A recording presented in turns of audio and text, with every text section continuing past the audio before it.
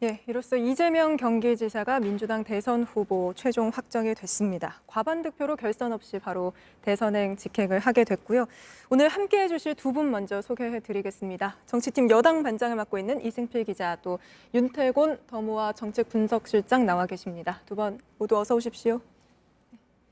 먼저 이승필 기자, 투표 결과부터 한번 정리를 해볼까요? 예, 투표 결과를 정리하면 더불어민주당 대선 후보 경선, 지역 경선 최종 결과가 나왔습니다. 이재명 후보 50.29% 과반으로 후보로 선출을 확정지었습니다.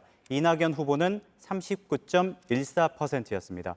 오는 선거 결과는 그동안의 선거 결과에 서울과 3차 선거인단 결과가 합산된 결과인데요.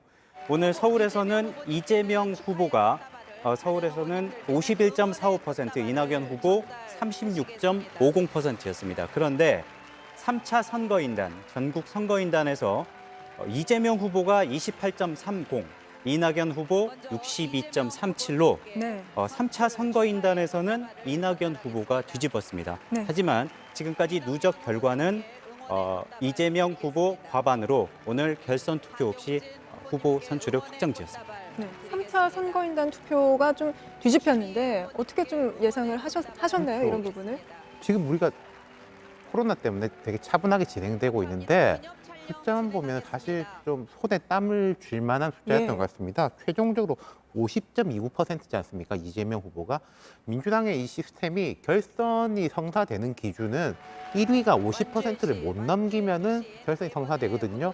오늘 50.29%였으니까 0.3% 차이로 결선을 안 하는 허들을 넘었다. 이렇게 볼 수 있는 것이고, 방금 이승필 기자가 설명하셨듯이 3차 그 온라인 투표, 선거인단 투표에서는 이낙연 후보가 압도적으로 올라왔기 때문에 이게 뭐 예컨대 하루 이틀 더 늦춰졌으면은 결선까지도 갈 수 있었던 그런 분위기였던 것 같습니다. 아무래도 뭐 마지막에 제일 큰 이슈였던 대장동 이슈가 영향을 발휘한 것 같네요. 네. 사실 뭐 대장동 이슈를 두고 양측에서 뭐 이번에 투표율이 높은 게 각자가 서로에게 유리하기 때문이다. 내 캠프에 유리하다 이렇게 주장을 했었는데 오늘 결과를 보면 그러면 이재명 지사 쪽보다는 이낙연 지사 쪽에 좀 대장동 개발 특혜 의혹이 좀 호재로 작용했다. 이렇게 볼 수 있을까요?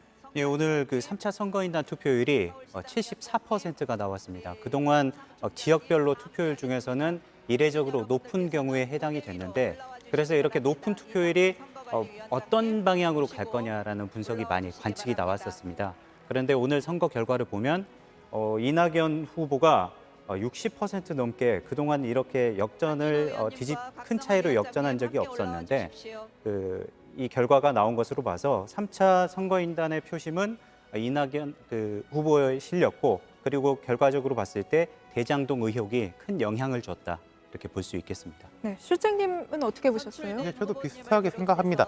사실은 이번 경선의 초반부터 이재명 후보가 계속 쭉 앞서왔지 않습니까? 그래서 이낙연 후보를 지지하는 쪽이라든지 아니면 표심을 못 정한 민주당 지지자들 가운데서는 이게 뭐 투표를 해봤자 결과 영향을 미칠 수 있겠냐라는 이제 심리가 컸을 것인데, 요 며칠 막바지를 두고, 그리고 어제 같은 경우에 경기도는 이재명 후보의 뭐 이제 홈그라운드이기도 한데 경기도에서는 상당히 앞섰는데 오늘 서울의 뚜껑 열어보니까 경기도하고 상당히 달랐단 말이죠. 네. 그리고 3차 선거인단에서도 그런 부분이 나왔다는 것은 이제 이낙연 후보 입장에서는 아쉬울 것이고, 우리가 뒤에 뭐 설명 쭉 하겠습니다만은 앞으로 이게 원팀 구성이라는 게 이제 큰 과제가 되겠죠.